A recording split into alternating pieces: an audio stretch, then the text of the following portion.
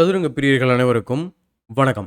So இன்றைக்கி நம்ம பார்க்க போகிற வீடியோவில் கிராண்ட் செஸ்டருடைய தேர்ட் லெக் டோர்னமெண்ட் வந்து பார்த்திங்கன்னா நேற்றுக்கு ஸ்டார்ட் ஆகிருக்கு. இது வந்து குரேஷியாவில் நடக்குது. இந்த டோர்னமெண்ட்டோட பேர் வந்து பார்த்திங்கன்னா super united rapid and blitz அப்படின்னு சொல்லுவாங்க. 3 நாள் வந்து பார்த்திங்கன்னா உங்களுக்கு ரேபிட் செக்ஷன் வந்து நடக்கும். அதுக்கு அடுத்த 2 நாள் வந்து பார்த்திங்கன்னா பிளிட்ஸ் செக்ஷன் நடக்கும். ரேபிட் வந்து 25 மினிட்ஸ் ப்ளஸ் 10 செகண்ட்ஸ் இன்க்ரிமெண்ட்டோடு நடக்கும். பிளிட்ஸ் வந்து 5+3 நடக்கும். ஸோ இதை பற்றி இன்னும் கொஞ்சம் டீட்டெயிலாக நம்ம எண்ட் ஆஃப் த வீடியோவில் தெரிஞ்சுக்கலாம். இன்றைக்கி இப்போ நம்ம பார்க்க போகிற கேம் வந்து பார்த்திங்கன்னா பிரக்னனந்தாவுக்கும் குகேஷ்க்கும் நடந்த ஒரு ஆட்டம் வந்து பார்க்க போகிறோம். இந்த ஆட்டம் அந்த டோர்னமெண்ட்டோடைய 3வது சுற்றில், அதாவது நேற்றுக்கான கடைசி சுற்றில் அவங்க 2 பேரும் வந்து மீட் பண்ணியிருக்கிறாங்க. ரொம்பவே வந்து பார்த்திங்கன்னா பயங்கரமான ஒரு ப்ரிப்பேர்டான கேம் இது. அந்த கேம் வந்து பார்த்திங்கன்னா ஒரு கட்டத்தில் வந்து ஒரு சின்ன சாக்ரிஃபைஸ் பண்ணுவார். பட் ஆனால் அது சவுண்டான சாக்ரிஃபைஸாக இருக்காது. ஸோ அதனால அந்த கேம் எப்படி முடிஞ்சது அப்படிங்கிறது ரொம்ப இன்ட்ரெஸ்டிங்காக இருக்கும்.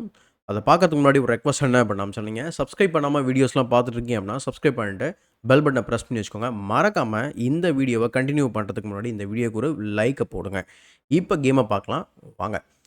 இந்த கேமில் ப்ரக் வந்து ஒயிட் சொல்லியிருந்தேன், குகேஷ் வந்து பிளாக். ஸோ நான் வந்து போர்டை வந்து ஃப்ளிப் பண்ணிட்டேன். ஸோ குகேஷோட பர்ஸ்பெக்டிவ் வந்து கேமை வந்து நம்ம பார்க்க போகிறோம். ப்ரக் வந்து கேம் வந்து நைட் F3 ரெட்டி ஓப்பனிங் வந்து ஸ்டார்ட் பண்ணுறாரு. இவென்ச்சுவலி இந்த கேம் வந்து பார்த்திங்கன்னா உங்களுக்கு ஒரு கிங்ஸ் இண்டியன் அட்டாக்காக வந்து டிரான்ஸ்போசிஷன் ஆகுது. So bishop G2 C6 and then pawn to H3 bishop H5 அதுக்கப்புறம் D4 E6. இதை நம்ம வந்து சாலிடான கேரகான் ஸ்ட்ரக்சர்னு கூட சொல்லலாம். ஏன்னா அதே போல் தான் இருக்குது. பட் ஒயிட்டோட செட்டப் வந்து பார்த்திங்கன்னா கிங்ஸ் இண்டியன் ஸ்டைலில் இருக்கிறதுனால இதை கிங்ஸ் இண்டியன் அட்டாக்னு சொல்லுவாங்க. கேசல் பண்ணிடுறாரு ப்ரக் ஏர்லியாகவே. அதுதான் வந்து கிங்ஸ் இண்டியனோட பியூட்டி. நைட் F6 C4 பின் அதுக்கப்புறம் பிஷப் E7. இந்த பொசிஷனில் வந்து இந்த பக்கம் வந்து பிஷப்பும் ப்ரெஷர் பண்ணலை. அப்படி இருக்கும்போது நம்ம வெட்னாக்கா ஒயிட் எப்படி இதை ரெக்கவர் பண்ணுவார்? இந்த லைன் வந்து ரொம்ப ரொம்ப முக்கியம். எஸ்பெஷலி நம்மளுடைய பிகினர் லெவலில் இருக்க பிளேயர்ஸ்க்கு இது வந்து ரொம்ப அவசியமாக இருக்கக்கூடிய விஷயம். ஆர் ஈவன் ரேட்டட் பிளேயர்ஸ்க்கு கூட. ஏன்னா இப்போ நம்ம வெட்டும்போது என்ன ஆகும்னா நேச்சுரலாக நிறைய பேருக்கு தோணிருக்கும், என்னங்க இது ஒன்றும் பெரிய விஷயமே கிடையாது, நைட் இங்கே வச்சு ரெக்கவர் பண்ண போகிறாரு. ஸோ இதில் நம்ம பிளாக் பிளேயர் வந்து அச்சீவ் பண்ணக்கூடிய ஒரு பியூட்டிஃபுல்லான விஷயம் இருக்குது. என்னென்னா நைட் பி D7 நம்ம இப்போ டெவலப் பண்ணுறோம். அந்த பானை வெட்டிட்டு அவரை வந்து திரும்ப ஒரே பீஸை மூவ் பண்ண வச்சுட்டு நம்ம ஒரு பீஸை டெவலப் பண்ணுறோம் ஃப்ரீயாக. அவர் வெட்டினதுக்கப்புறம் பானை வந்து வச்சு நைட்டை கிக் பண்ணி விடலாம். அடுத்து நைட்டு திரும்ப வந்ததுக்கப்புறம் உங்களுக்கு தோணும், என்னடா அது சி ஃபைல் ஓப்பன் ஆகிருக்கு, C6 வந்து ஒரு செமி ஓப்பன் ஃபைலில் இந்த மாதிரி ஒரு வீக்னஸ் க்ரியேட் பண்ணால் என்ன பண்ணுறது அப்படின்னு சொல்லிட்டு அதுக்கு தான் மெயினாக நம்ம இதை பார்க்குறோம். Knight takes E5 D into E5 and then குயினை ட்ரேட் பண்ணிவிட்டு அதுக்கப்புறமா நைட்டை சென்ட்ரலைஸ் பண்ணிக்கலாம். சரி, அவர் இந்த பொசிஷனில் பாருங்கள், குயினை ஏன் ட்ரேட் பண்ணுறன்றதை பாருங்கள். அப்போ தான் வந்து பான் வந்து பின்னில் இருக்கும். அப்போ நீங்கள் வந்து இந்த பிஷப்பை வந்து கிக் பண்ணது அதுக்கப்புறம் தான் என்ன பண்ண முடியும், நைட்டு கிக் பண்ண முடியும். பட் அப்படி பண்ணாலும் கூட இந்த பானை E4க்கு ஏற்றுனீங்க அப்படின்னா உங்களுடைய பிஷப் வந்து பார்த்திங்கன்னா அந்த பானையும் பார்த்துக்கிட்டு இருக்கும். ஸோ ரொம்ப இன்ஸ்ட்ரக்டிவான ஒரு மொமெண்ட்டு இந்த ஓப்பனிங்கில் இதே மாதிரியான ஓப்பனிங்கில் உங்களுக்கு இந்த லைன் வந்து ரொம்ப ரொம்ப ஹெல்ப்ஃபுல்லாக இருக்கும். பட் கேமில் bishop E7 knight C3 castles, அதுக்கப்புறம் knight E5 knight B D7 develop பண்ணுறாரு. அதுக்கப்புறம் pawn to G4 kicking the bishop. அடுத்து நைட் G6 வந்தோடனே நைட்டை வந்து பார்த்திங்கன்னா பிஷப்புக்கு ட்ரேட் பண்ணிடுறாரு. H into G6 ஆப்வியஸ்லி H5ல தான் நம்ம வந்து ஓப்பன் பண்ணணும். ஸோ குயின் டு D3 அதுக்கப்புறம் பிஷப் டு D6. நீங்கள் கவனிச்சிட்டே இருந்தீங்க அப்படின்னா மோஸ்ட்லி நம்ம குகேஷோட கிளாக்கில் பாருங்கள் 25 மினிட்ஸ் அப்படியே தான் இருக்குது. என்ன அர்த்தம் அப்படின்னு பார்க்கும்போது முன்னாடி ப்ரிப்பரேஷனே இல்லாத ஆடின ஒரு பிளேயரு இப்போ பயங்கர ப்ரிப்பேர்ட்னஸாக வந்து ஆடிட்டு இருக்கிறாரு. ஸோ அதான் இங்கே இருக்கக்கூடிய ஒரு விஷயம். ஸோ கம்ப்ளீட் ப்ரிப்பரேஷன் தான் அது. ஏன்னா 12 மூவ் பார்த்துட்டோங்க. 12 மூவ் பார்த்தோம், 20 நிமிஷம் அப்படியே வச்சிருக்காரு. ஆனால் ப்ரக்குக்கு வந்து பார்த்திங்கன்னா 5 மினிட்ஸ் ஸ்பெண்ட் பண்ணியிருக்கிறாரு. So rook D1 விளையாடுறாரு. அதுக்கப்புறம் rook to E8 bishop G5 queen C7 எல்லாமே வந்து பார்த்திங்கன்னா ஸ்டாக் ஃபிஷில் ரெக்கமெண்ட் பண்ணக்கூடிய டாப் மூவ் ஆடிட்டுருக்காரு இது வரைக்குமே. So bishop to D2 rook A D8 இங்கே மட்டும்தான் வந்து பார்த்திங்கன்னா கொஞ்சம் நேரம் எடுத்திருக்காரு. பட் அதுவுமே வந்து பார்த்திங்கன்னா டாப் மூவ், இன்ஜினோட டாப் மூவ். அண்ட் இந்த பொசிஷனில் பாருங்கள், இது ஆன்டி பொசிஷன் மூவ்னு சொல்லுவாங்க. பொசிஷனை லாக் பண்ணுற மாதிரியான மூவ். ஏன்னா இந்த பிஷப்க்கு கொஷின் பண்ணுற மாதிரி. பட் இந்த மூவ் வந்து பார்த்திங்கன்னா நமக்கு சென்டரில் வந்து ஆக்ட் பண்ணுறதுக்கு வந்து ரொம்ப ரொம்ப ஹெல்ப்ஃபுல்லாக இருக்கும். ஆனால் இங்கே அவர் என்ன மிஸ் பண்ணுறாரு அப்படின்னா பிஷப்பை ரீட்ரீட் தானே பண்ணணும் அப்படின்றது எதிர்பார்ப்பு. ஆனால் இங்கே குகேஷ் வந்து பார்த்திங்கன்னா ஒரு ப்ரில்லியண்ட்டான சீக்வன்ஸ் விளையாடுறாரு. அதான் பிஷப் H2 செக். இது வந்து ஏன் ப்ரில்லியண்ட்டான சீக்வன்ஸ்னு சொல்கிறேன் அப்படின்னா அவர் பண்ணக்கூடிய ஃபாலோ அப் மூவ்ஸ் எல்லாமே வந்து பார்த்திங்கன்னா பிளாக்குக்கு வந்து சிவியராக அட்வான்டேஜ் கொடுக்கக்கூடிய மாதிரியான தான் லைன் வந்து ப்ரிப்பேர் பண்ணியிருக்கிறாரு. So king H1 obviously to attack the bishop and then he plays this move pawn to E5 a brilliant move. ஏன் பிரில்லியன்ட் மூவ்னு சொல்கிறோம் அப்படின்னா, நீங்க இங்க வெட்ட முடியாது. வெட்னீங்க அப்படின்னா, அவசரப்பட்டு பான அட்வான்ஸ் பண்ணி ஜாலின்னு சொல்லி நம்ம குயின் அட்டாக் பண்ணோம்னா, குயின் G3 வந்துருவான். அந்த மாரி பண்ண முடியாது நம்ம. ஸோ இங்க டேக் பண்ணணும். டேக் பண்ணி நைட்ட கவுண்டர் பண்றோம். கிங் மூவ் பண்ணதுக்கப்புறம் நைட்ட கேப்சர் பண்ணுறோம். கேப்சர்ஸ் அதுக்கப்புறம் உங்களுக்கு வந்து பார்த்தீங்கன்னா, நைட்டு C5ல வந்துரும். அது மட்டும் இல்லாம ஒரு பான் எக்ஸ்ட்ரா கிடைக்கும். பியூட்டிஃபுல்லான E6 ஸ்கொயர் கிடைக்கும். அது மட்டும் இல்லாம ரீமனூவர் பண்ணுறதுக்கு F4 ஸ்கொயருமே கிடைக்கும். இந்த நிலையில டேக்ஸ் ஓகே. ஆமா. E4 பார்த்தோம். டேக்ஸ் D4 பார்த்தோம். அடுத்து E3. ஸோ அத வந்து சப்போர்ட் போடுறாரு. இதுக்காக தான் வந்து இந்த லைன் வந்து சூஸ் பண்ணியிருக்கிறாரு. அதாவது எப்பலாம் வந்து அவர் கிங்கால வந்து இங்க வெட்டணும்னு நினைக்கிறார், எப்போ வேணா நம்ம என்ன பண்ணலாம், இங்க D4ல வெட்டி C3 நைட்ட அட்டாக் பண்ணலாம். ஸோ நைட் F8 நைட் வந்து E6 ஸ்கொயருக்கு வர்றதுக்கு தயாராகுது. So knight E2. இப்போ இந்த பீஸ் இல்லையே அப்படின்னு சொல்லிட்டு அவர் சொல்லும்போது, பட் இருந்தாலும் அவர் என்ன பண்ணுறாரு, இந்த முறை நைட் E6ஏ விளையாடுறாரு. ஏன்னா இப்போ குயின் G3 ஆட முடியாது. ஏன்னா E3 ஆடியிருக்கிறாரு. ஸோ டிஸ்கவரி பண்ணோம் அப்படின்னா குயின் போயிரும். ஸோ பிஷப் C3 போடுறாரு. திரும்ப சேம் ப்ராப்ளம் வருது. பட் இந்த பொசிஷனில் வந்து அவர் அட்டாக் பண்ணி கேப்சர் பண்ணிடுறாரு. பட் இங்கே அகைன் வந்து பார்த்தீங்கன்னா கம்ப்யூட்டர் ரெக்கமெண்ட் பண்ணக்கூடிய மூவ் வந்து E4. இதோட ஐடியா என்ன அப்படின்னு நம்ம வந்து செக் பண்ணும்போது, பிளாக்கு கிட்ட 2 நைட் இருக்குது. பொசிஷன் ரொம்ப ஓப்பன் ஆகலை. அவர்கிட்ட பிஷப் பேர் இருக்குது. அதை எப்படி ஒரு பேட் பீசஸாக வந்து மாற்றலாம் அப்படின்னா, இந்த ஒரு மூவ் க்ளோஸ்டு பொசிஷனில் நைட் வந்து பெட்டராக ஆக்ட் ஆகும் அப்படின்றது நமக்கு பேசிக்கான ஒரு ஸ்ட்ராட்டஜி தான். அதனால தான் கம்ப்யூட்டர் இந்த மூவ் ரொம்ப விரும்புது. அது மட்டும் இல்லாமல் கிங் சைடில் வீக்னஸஸ் ஜாஸ்தியாக இருக்குது. நைட்ஸை வந்து அழகாக வந்து சில ஹோல்ஸில் நம்ம வந்து ரீமனரிங் பண்ணி அட்டாக் பண்ணுறதுக்கு தயாராகலாம். ஸோ அந்த காரணத்தினால E4 வந்து பார்த்திங்கன்னா ஃபேன்டாஸ்டிக்கான மூவ்.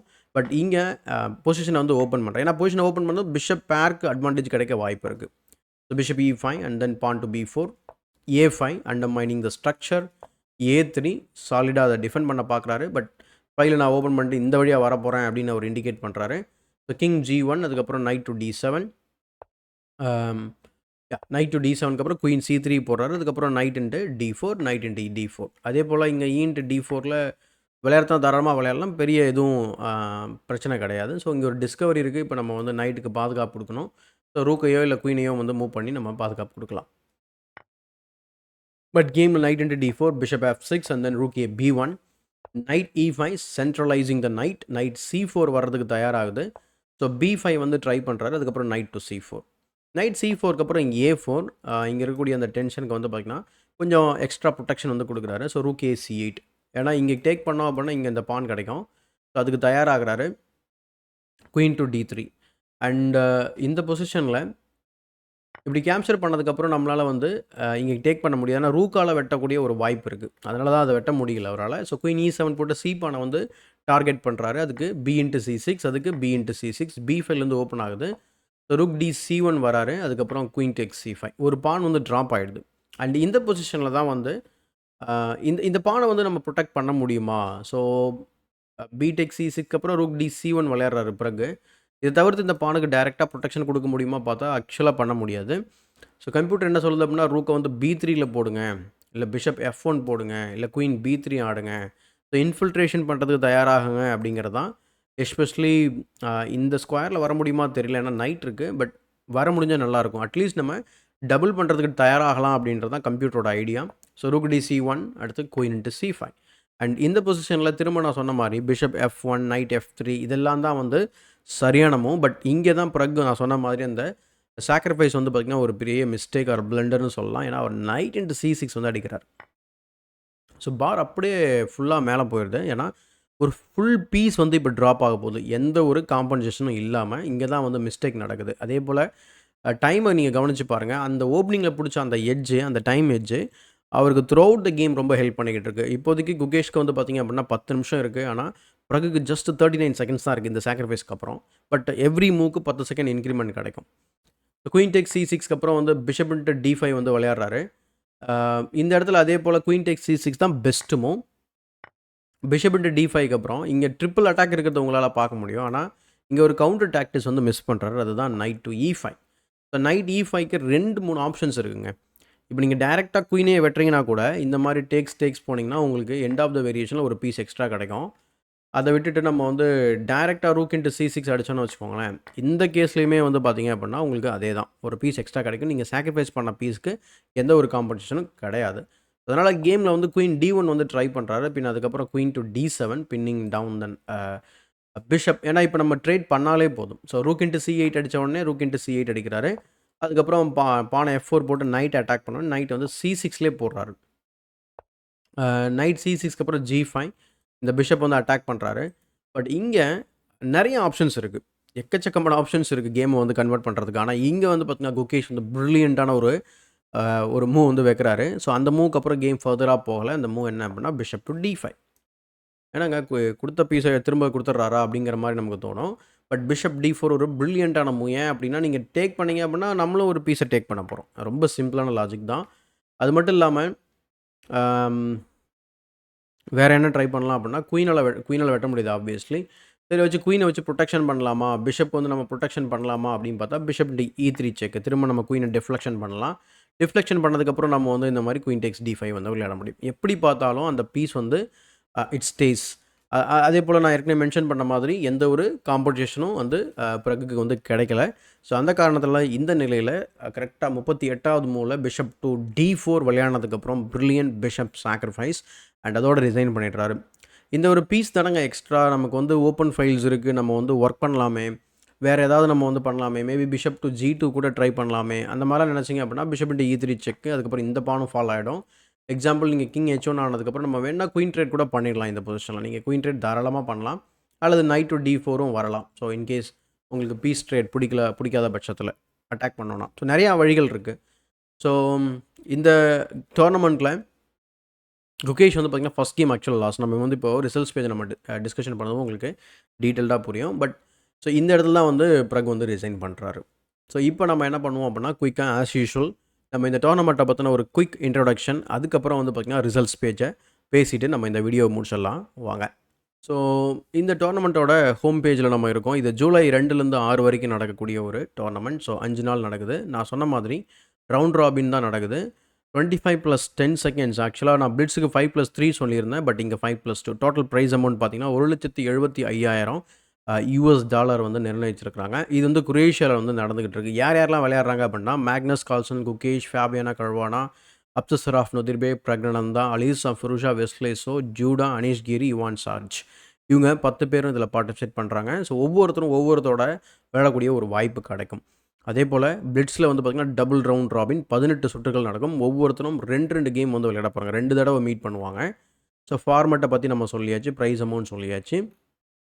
ஸோ இது வந்து prize breakup plus GCT points தனியாக இருக்குது. ஸோ வெஸ்டின் அப்படிங்கிற ஹோட்டலில் வந்து விளையாடுறாங்க போல இருக்குது. எனிவே இது வந்து ஆக்சுவலாக குரேஷியாவில் ஜாக்ரப்பில் நடந்துகிட்டு இருக்குது. இப்போ நம்ம வந்து ரிசல்ட்ஸ் பேஜை பற்றி பேசலாம். ரிசல்ட்ஸ் பேஜில் ஆஸ் யூஷுவல் நம்ம மேக்னஸ் வந்து விளையாடிட்டு இருக்கிறாரு. ஸோ மேக்னஸ் வந்து பார்த்திங்கனாக்கா ஐ திங்க் ஒரு கேம் வந்து 2 கேம் ட்ரா பண்ணிவிட்டு ஒரு கேம் வந்து வின் பண்ணதுனால, ஏன்னா வின் பண்ணோம் அப்படின்னா 2 பாயிண்ட்ஸு, ட்ரா பண்ணால் 1 பாயிண்ட்டு. அதனால் மேக்னஸ் வந்து 4 பாயிண்ட் வந்து எடுத்து லீடிங்கில் போயிட்டுருக்காரு. டியூடாவும் அதே போல் வந்து பார்த்திங்கன்னா 2 ட்ரா 1 வின்னு. அதனால் அவரும் ஆக்சுவலாக அவர் குகேஷ் வந்து பீட் பண்ணியிருக்காரு. அதுக்கு அடுத்தது வெஸ்லே ஒரு லாஸ் 2 வின் பண்ணியிருக்கிறாரு. மேக்னஸோட தோற்றுருக்காரு.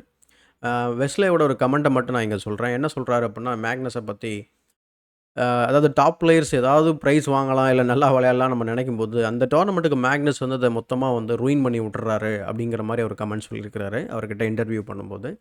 ஸோ அந்தளவுக்கு எவ்வளோ பெரிய ஸ்ட்ராங் பிளேயர் வெஸ்லே. ஸோ அவர் வந்து மேக்னஸ் இந்த மாதிரி சொல்கிறது உங்களுக்கு தெரிஞ்சிருக்கும். ஸோ மேக்னஸ்க்கு வந்து பார்த்திங்கன்னா இணை இல்லை அப்படின்றது தான். நெக்ஸ்ட்டு குகேஷ் வந்து பார்த்திங்கன்னா குகேஷ் ஃபஸ்ட் ரவுண்ட் நான் சொன்ன மாதிரி ஜூடாவோட லாஸு. அண்ட் தென் அதுக்கப்புறம் 2 கேம் வந்து பார்த்திங்கன்னா பீட் பண்ணிட்டார். யாரை? அலிசா ஃபிருஷாவை பீட் பண்ணிட்டார். அடுத்து பிரக்கையும் பீட் பண்ணிட்டார். அதுக்கு அடுத்ததாக வந்து பார்த்திங்கன்னா இவான் சாரிச், அனீஷ் கிரி 2 பேரும் 3 பாயிண்ட்ஸ். ஃபேபி, அடுத்து நொதிர்பேக், அலிசா ஃபிருஷா, பிரக்னனந்தா இவங்க எல்லோரும் 2 பாயிண்ட் எடுத்துருக்காங்க. ஸோ ரிமைனிங் ரவுண்ட்ஸில் என்ன நடக்குது அப்படிங்கிறத ஆஸ் யூஷுவல் நம்ம அடுத்தடுத்த நாள் தெரிஞ்சுக்கலாம். ஸோ இந்த வீடியோ பிடிச்சிருந்தா இதுக்கு ஒரு லைக் பண்ணுங்கள், மறக்காமல் மற்றவங்களுக்கு ஷேர் பண்ணுங்கள். தமிழ் செஸ் சேனலை சப்ஸ்கிரைப் பண்ணல அப்படின்னா சப்ஸ்கிரைப் பண்ணிட்டு பெல் பட்டனை ப்ரெஸ் பண்ணி வச்சுக்கோங்க.